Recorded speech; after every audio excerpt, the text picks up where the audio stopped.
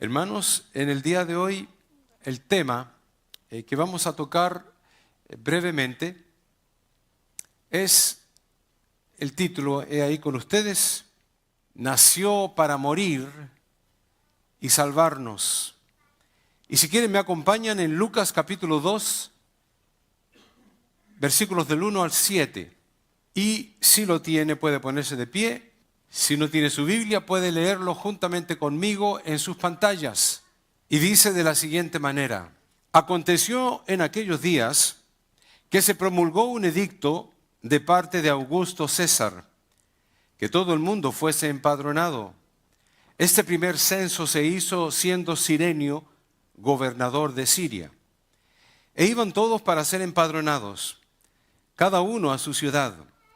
Y José subió de Galilea a la ciudad de Nazaret, a Judea, a la ciudad de David, que se llama Belén, por cuanto era de la casa y familia de David, para ser empadronado con María, su mujer, desposada con él, la cual estaba encinta. Y aconteció que, estando ellos allí, se cumplieron los días de su alumbramiento, y dio a luz a su hijo primogénito, y lo envolvió en pañales, y lo acostó en un pesebre, porque no había lugar para ellos en el mesón. Había pastores en la misma región, que velaban y guardaban las vigilias de la noche sobre su rebaño. Y he aquí, se les presentó un ángel del Señor, y la gloria del Señor los rodeó de resplandor. Y tuvieron gran temor. Pero el ángel les dijo: no temáis, porque he aquí os doy nuevas de gran gozo, que será para todo el pueblo, que os ha nacido hoy en la ciudad de David un Salvador, que es Cristo el Señor. Vamos a orar. Padre mío, ante tu santa y divina presencia una vez más, para que nos hables, te rogamos que hables a nuestro corazón y a nuestra mente, en el nombre de Cristo Jesús. Amén. ¿Pueden tomar su asiento, hermanos? Quiero enfatizar, hermanos, el tema de este sermón: nació para morir y salvarnos, pero nació para morir. Y la última parte de este pasaje que hemos leído dice: os ha nacido hoy en la ciudad de David un Salvador, que es Cristo el Señor. Hemos venido celebrando la Navidad toda nuestra vida. El mundo la ha celebrado por siglos, desde que tomó lugar la primera Navidad. Interesantemente, solamente unos 4 años después de que Cristo Jesús fuera crucificado, se encontró la Escritura, y más que la Escritura, el mismo hombre llamado Yosef ben Mattiahu, lo cual era un historiador judío romano y un líder militar, un hombre extremadamente conocido y contemporáneo de esos tiempos. Él nació 4 años después de la crucifixión de Jesús. El nombre más conocido de este hombre es Flavio Josefo, un gran historiador que escribió grandes libros, entre los cuales uno de ellos, o 2 incluso, los tengo yo en mi biblioteca. Este hombre conoció mejor que nadie la vida de Jesús. Supo de su muerte, supo de su nacimiento, supo que lo crucificaron. Y para poder escribir de Jesús, él dice lo siguiente: por esta época vivía Jesús, un hombre sabio, si es que hay que llamarlo hombre, porque él fue el realizador de hazañas extraordinarias y fue un maestro de aquellos que aceptan la verdad con gusto. Se ganó a muchos judíos y a muchos griegos. Él era el Mesías. Cuando fue acusado por los hombres principales entre nosotros y Pilato lo condenó a ser crucificado. Aquellos que habían llegado a amarlo originalmente no dejaron de hacerlo, porque se les apareció al tercer día, resucitado, tal como los profetas de la deidad habían predicho estas y otras innumerables maravillas sobre él. Y la tribu de los cristianos, que lleva su nombre, no ha desaparecido hasta el día de hoy. Jesús, hermanos, fue reconocido porque nació, pero aún fue más reconocido porque murió. Aquí el título: nació para morir y salvarnos.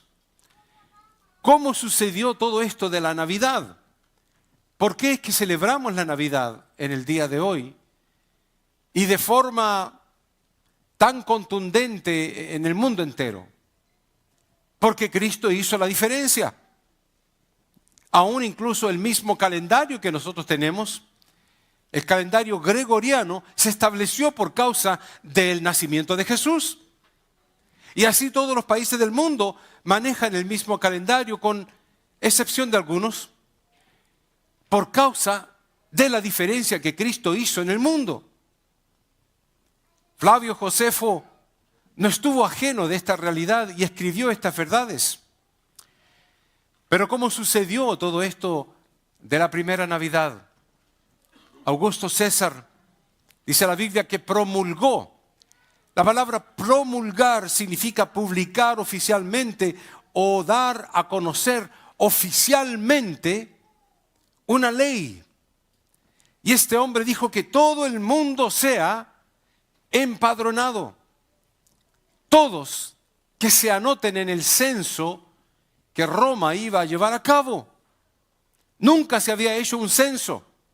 Incluso Lucas menciona de que un tal Cirenio, gobernador de Siria, fue el primero que inventó esto. La historia cuenta de que aunque Cirenio estableció el censo, nunca se llevó a cabo. El que lo continuó y lo logró fue precisamente Augusto César. Me pregunto por qué. Tenía que cumplirse la profecía. Cristo Jesús iba a nacer en Belén de Judea. María y José tenían que moverse de un lugar lejano en que ellos vivían. Ellos vivían por allá, por lejos, en un lugar llamado Nazaret. Y toda Palestina tuvo que ser movilizada hacia el lugar donde ellos habían nacido. Y en eso entonces encontramos el censo que pide este gobernador, donde toda persona, incluso el censo romano, decía de que cualquier persona puede empadronarse en donde esté. No obstante, el censo judío decía, no, tienen que regresar a la ciudad donde nacieron. Y por eso que María y José fueron a Belén. Esa fue la razón por la cual ellos se retiraron de el lugar donde vivían, tan lejos, y tuvieron que ir entonces desde Galilea, la ciudad de Nazaret, a la ciudad de David en Judea, lo cual se llamaba Belén. Y todo esto para que se cumpliera la Biblia. Se tenía que cumplir la profecía. No hay una sola profecía en toda la Biblia que no se haya cumplido. Todas, miles de profecías se han cumplido al pie de la letra. Los matemáticos no lo pueden entender.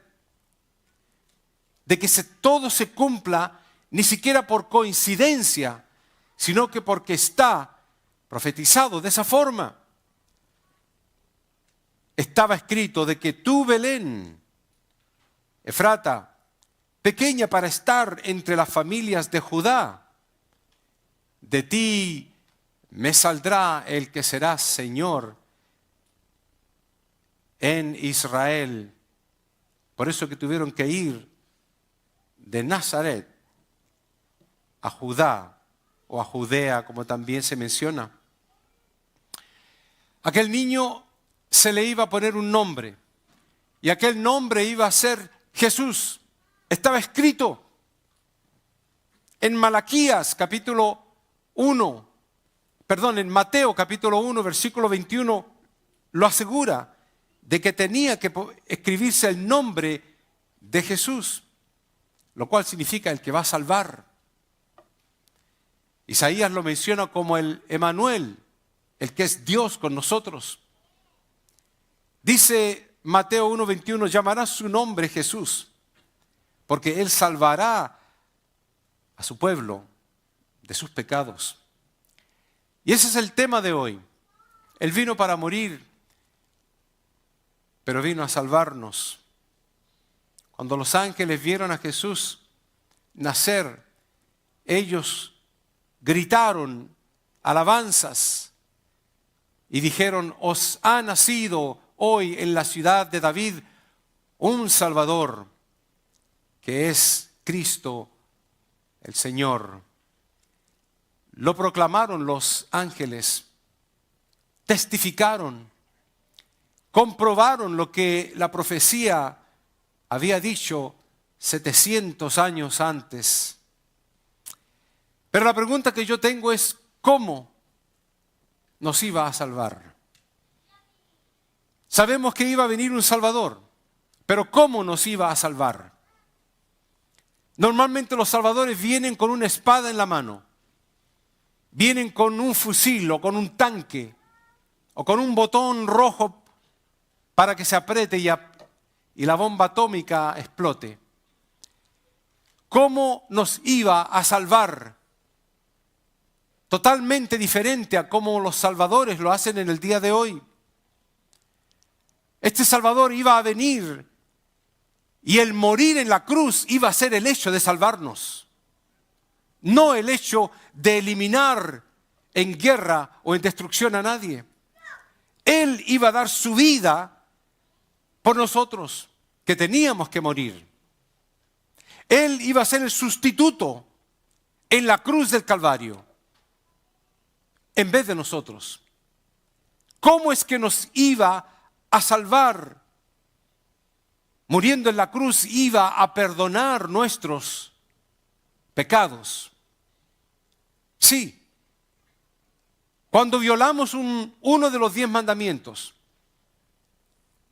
cuando mentimos, cuando robamos, cuando adulteramos, cuando tomamos el nombre de Dios en vano, cuando no somos honrados en nuestra forma de ser, violamos uno de los 10 mandamientos.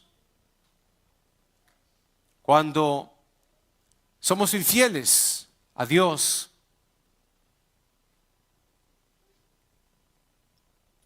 pecamos.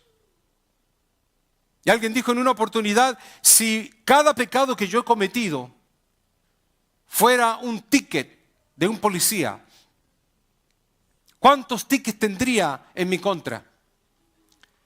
Alguien dijo en una oportunidad: si tuviera que llegar a la corte y el juez revisara mi trayectoria y viera que tengo muchos tickets, él no necesitaría muchos, solamente necesitaría ver uno para decirme: infringiste la ley, rompiste las leyes. Y en nuestro lenguaje bíblico sería: pecaste. Y la palabra de Dios dice de que un pecado es suficiente para que nosotros seamos culpables de muerte ante Dios. Porque estamos ante un Dios perfecto, totalmente impecable. Un Dios que no permite el error, porque Él es perfecto y Él nos ha llamado a que seamos perfectos así como Dios es perfecto, y seamos santos así como Dios es santo. Dice la palabra de Dios que una mancha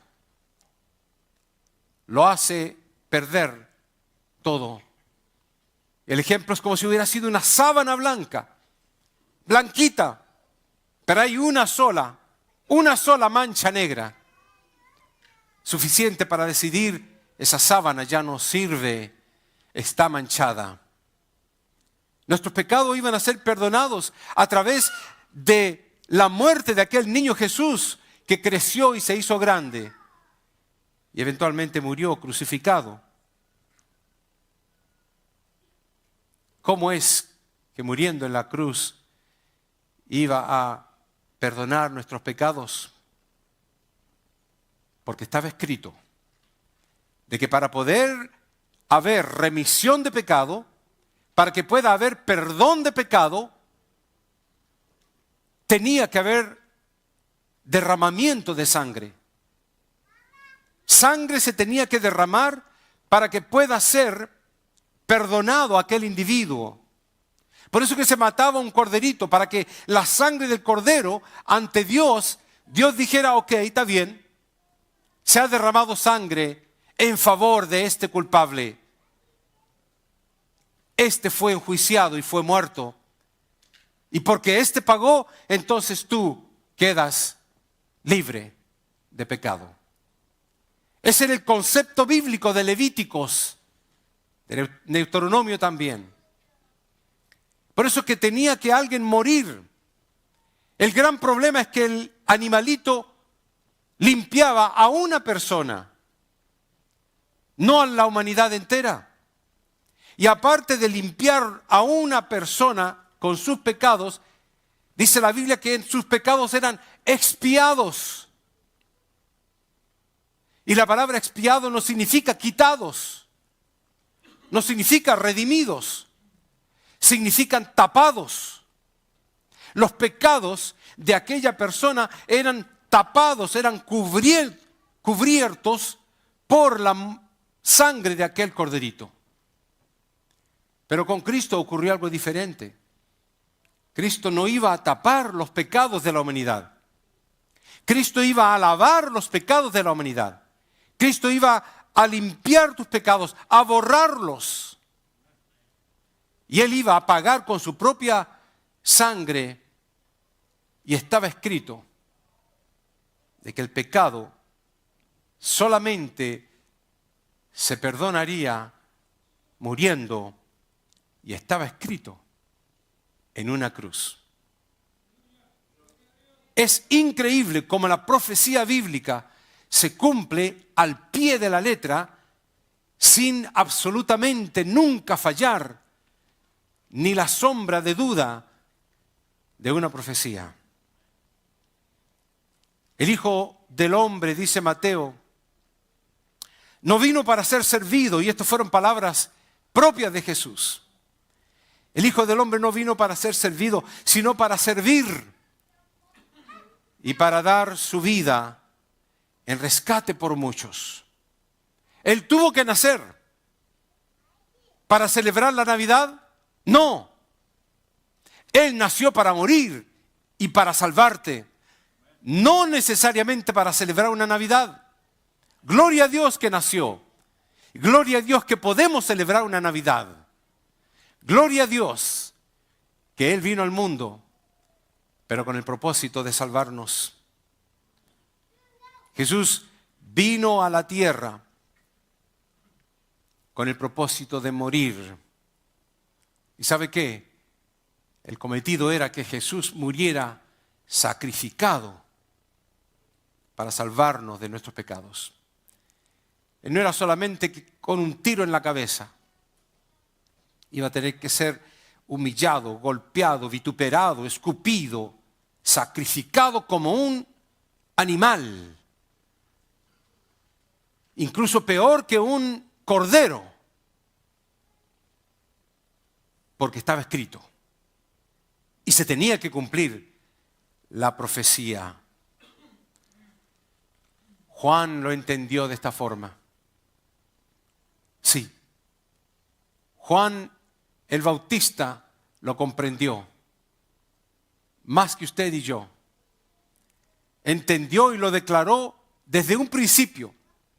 Cristo Jesús comenzó a caminar hacia Juan el Bautista. Y cuando Juan miró a Cristo Jesús, ¿cuáles fueron las primeras palabras que dijo, que pronunció Juan? He aquí el Cordero de Dios que quita el pecado del mundo.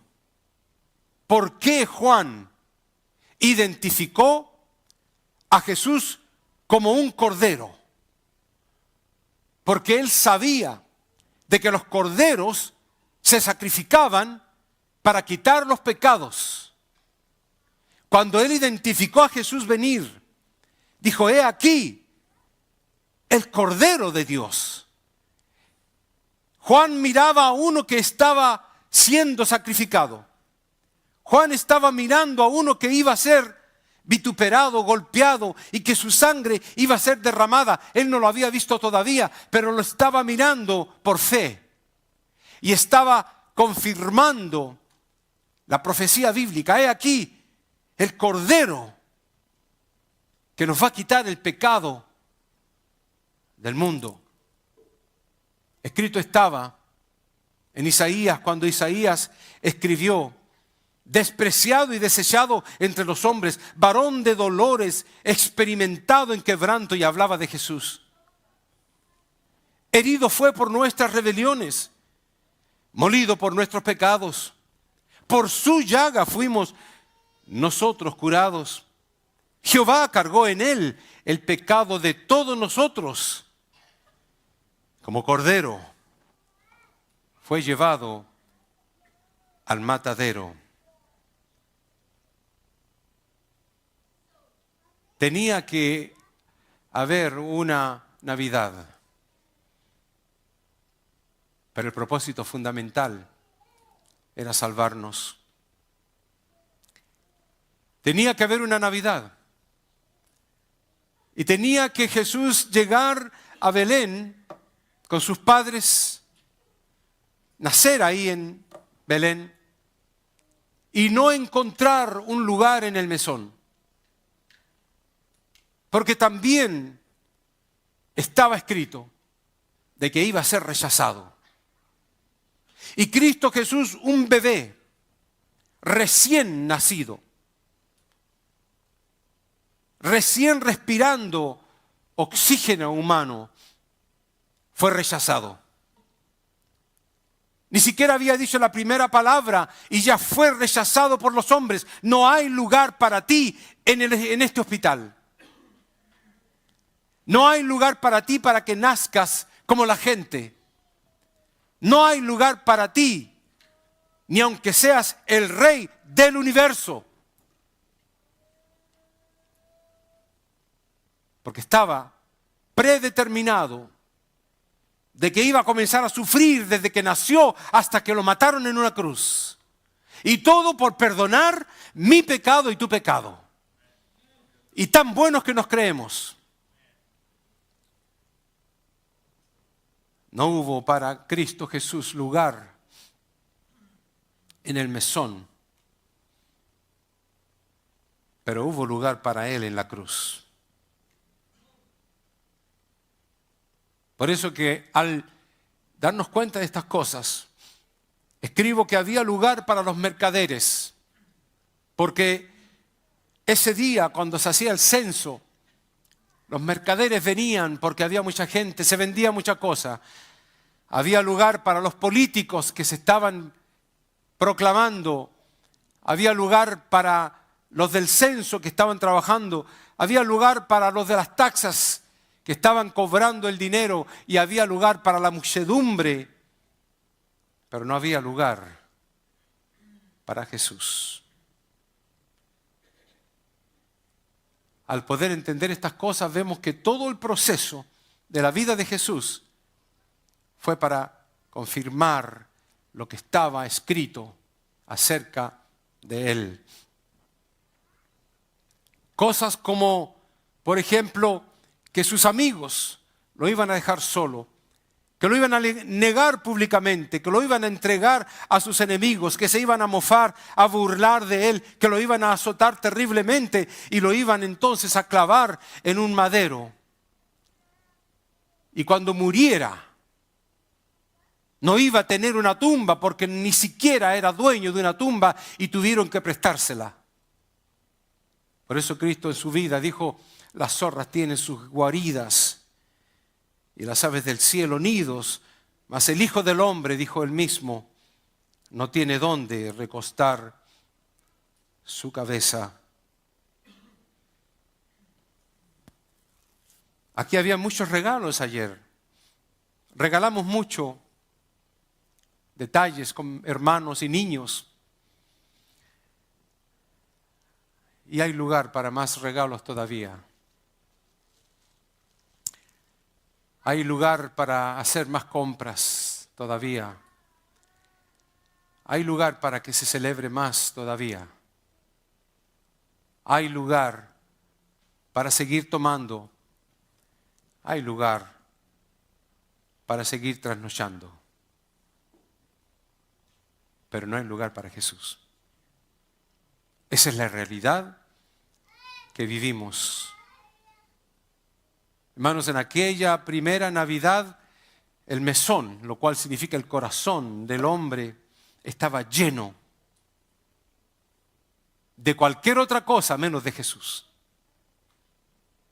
No hubo espacio para Él. Y te pregunto, ¿y en esta Navidad hay espacio, Jesús, en tu corazón para Jesús? ¿Hay espacio en tu vida para decirle, entra en mi corazón? Quiero que tú hagas morada en mi vida. Porque de todo lo demás que mencioné hay tiempo y hay espacio. Más regalo, más compra, más diversión, más luces. Pero hay espacio para Cristo. Hay espacio para el niño que nació en aquel pesebre y creció y cumplió su cometido, morir para salvarte.